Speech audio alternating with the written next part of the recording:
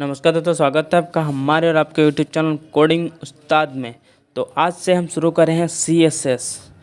तो अगर आपने पिछले वीडियोस नहीं देखे, पिछले वीडियोस में हमने HTML को एक्सप्लेन किया था। अगर वो नहीं देखा तो पूरी प्लेलिस्ट की लिंक आपको डिस्क्रिप्शन में मिल जाएगी। चलिए शुरू करते हैं। तो आज हम बात करने वाले हैं CSS के इंट्रोडक्शन के बारे में। तो क्या है CSS।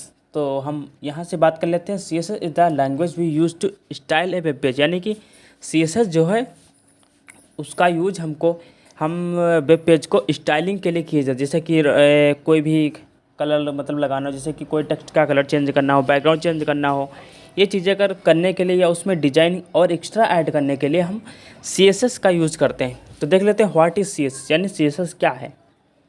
तो यहाँ पे देखेंगे हम, यहाँ पे लिखा हुआ है CSS stand for cascading style. यानी कि CSS का जो फुल फॉर्म होता है वो होता है कास्केडिंग स्टाइल शीट। इसको ध्यान रखिएगा।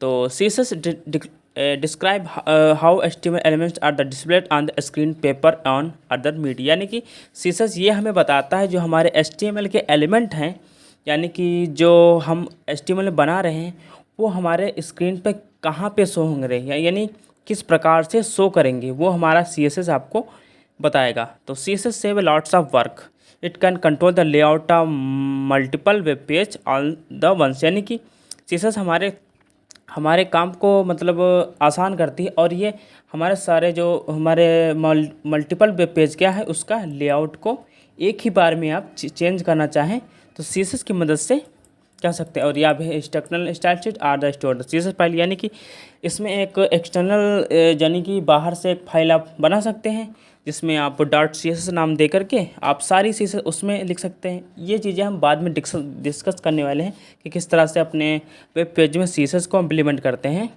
वो हम बाद में देखेंगे। पहले आप ऐसे ही देख लीजिए। अब देखते हैं कि व्हाई यूज CSS, यानी कि हमको क्यों CSS ही यूज़ करना चाहिए। तो CSS is use for the defined style for your web page. यानी कि अगर आपको वेब पेज में यानी कि अपने HTML जो वेब पेज होता है ना उसके अंदर आपको स्टाइलिंग चाहिए तो आपको CSS का यूज़ करना पड़ेगा, इंक्लूडिंग द डिज़ाइन। यानी देख लीजिए, डिज़ाइन अगर देना हो आपके जो वेब पेज का उसका लेआउट चेंज करनी, या फिर तरह तरह के जो आपके जो एनिमेशन देना हो, ये और प्रकार का, या फिर आपकी जो स्क्रीन साइजेस इंक्रीज यानी कि रिस्पॉन्सिव बनाना हो तो उसके लिए आप CSS का यूज़ करेंगे। तो मोटे शब्दों में हम कहें कि CSS का यूज हम अपने वेब पेज को स्टाइलिंग के लिए यूज़ करते हैं। यानी अगर हमारे वेब पेज में कोई स्टाइलिंग लगाना हो या उसका लेआउट चेंज करना हो, या फिर और भी यूज होते हैं हमारे CSS के। तो ये हमारा CSS का एग्जाम्पल होता है। इसी तरह से लिखा जाएगा। इस तरह से बॉडी में अगर हमको बैकग्राउंड का कलर लाइट ब्लू करना है तो इस तरह से लेंगे और ये कर्ली ब्रैकेट लगाएंगे और यहाँ से बैकग्राउंड कलर इस तरह से लिखेंगे। तो आगे हम बढ़ते हैं। इसी तरह से आप और ढेर सारे आप देख सकते हैं। तो हम देखते हैं CSS save lots of work. यानी कि हमारा जो CSS हमारा बहुत सारा काम को बचाता है। जैसे CSS style define at the normally saved in style.css file. ये तो अभी हम बाद में डिस्कस करने वाले हैं। यानी कि इसमें ये कह रहा है कि आप अलग से फाइल बना सकते हैं, उसमें CSS कर सकते हैं और आपके HTML पेज से आप लिंक कर सकते हैं। ठीक, वही ये कह रहा है। यहाँ से है you can change the look and the entire website changing just one file. यानी कि अगर आप पूरे वेब पेज में चेंजिंग करना चाहते हैं तो मात्र उसी मतलब जो आपकी CSS की फाइल होगी ना अलग से, उसमें चेंज करेंगे तो सारे वेब पेज में आपका एक साथ चेंजिंग हो जाएगा। ये सबसे बड़ा फ़ायदा होता है हमारे CSS का।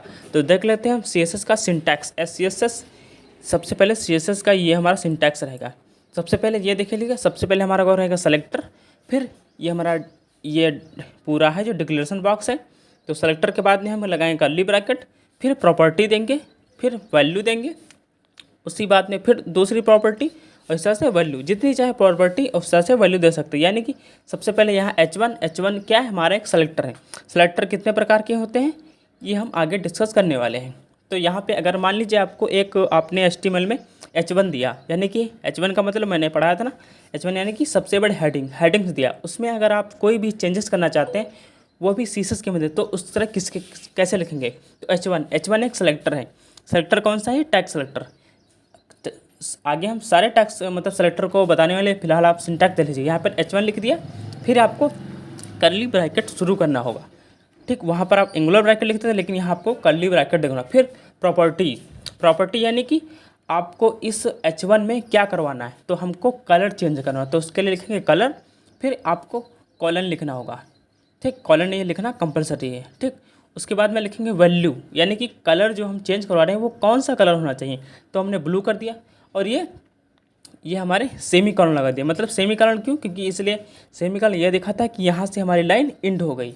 अब अगला ब्लॉक, यानी कि अगली जो हमारा वो जो प्रॉपर्टीज आएगी, तो आप नीचे भी लिख सकते हैं या फिर आगे सेम भी लिख सकते हैं। फिर फ़ॉन्ट साइज, जैसे कि आप देख रहे हैं फ़ॉन्ट साइज, यानी कि जो H1 का है वो उसको फ़ॉन्ट साइज़ को हमको इंक्रीज़ करवाना है। तो इसका लगेंगे फ़ॉन्ट और हाइफन साइज, फिर कॉलन, फिर 12 पिक्सल, यानी कि जो H1 का जो हमारा साइज होगा वो 12 पिक्सल बढ़ जाएगा।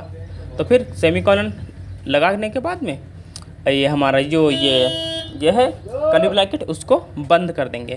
तो सेम चीज़ यही देखिए नीचे लिखा हुआ है। यहाँ पे एक दूसरा एग्जांपल ले लें, जैसे कि यहाँ पे एक होता है पैराग्राफ। जैसे पैराग्राफ आप में करना चाहते हैं तो P लिख देंगे। इसी तरह से बहुत सारे जैसे लिखेंगे colour is the property generate the properties value, इसी तरह से आप कर सकते हैं। तो ये था हमारा आज का हमारा इंट्रोडक्शन टू CSS। तो नेक्स्ट वीडियो में हम और अच्छी तरह से एक्सप्लेन करने वाले हैं CSS के बारे में, तो पढ़ेंगे और अच्छी तरीके से। तो चलिए आज के लिए बस इतना ही। वीडियो देखने के लिए आपका बहुत बहुत धन्यवाद। जो उम्मीद है आपको वीडियो पसंद आया तो वीडियो को लाइक करने के साथ साथ चैनल पर सब्सक्राइब करना बिल्कुल मत भूलिएगा।